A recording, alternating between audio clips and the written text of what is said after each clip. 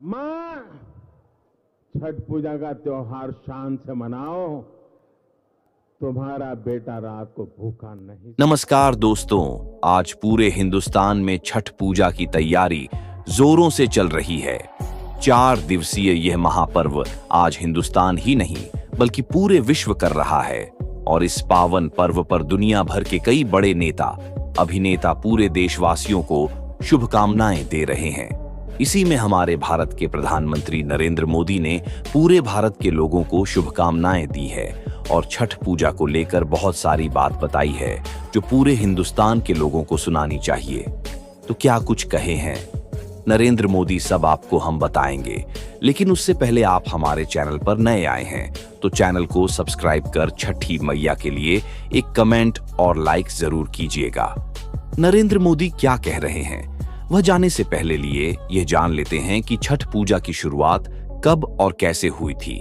छठ पूजा का आरंभ वैदिक काल से माना जाता है और इसका उल्लेख कई धार्मिक ग्रंथों में मिलता है। यह पूजा सूर्य देवता और उनकी पत्नी उषा को समर्पित होती है और इस अवसर पर लोग विशेष रूप से छठी मैया की आराधना करते हैं। इसकी पौराणिक मान्यता और इसके पीछे छिपी कथाएं इसे हिंदू धर्म का एक महत्वपूर्ण पर्व बनाती है।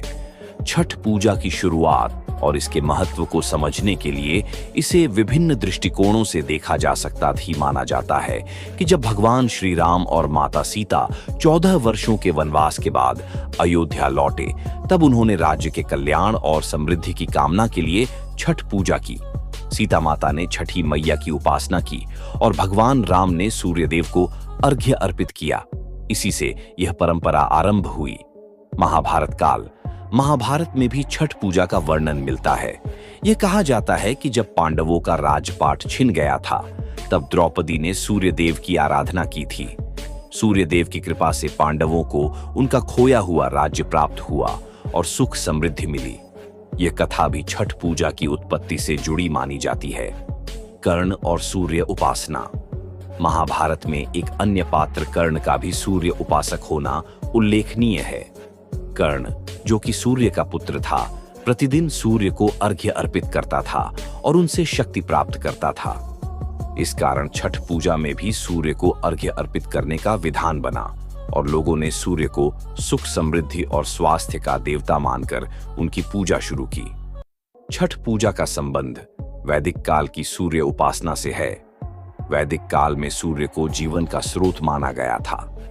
ऋग्वेद में सूर्य देव की महिमा का वर्णन है, जहां उन्हें स्वास्थ्य, ऊर्जा और शक्ति का प्रतीक बताया गया है।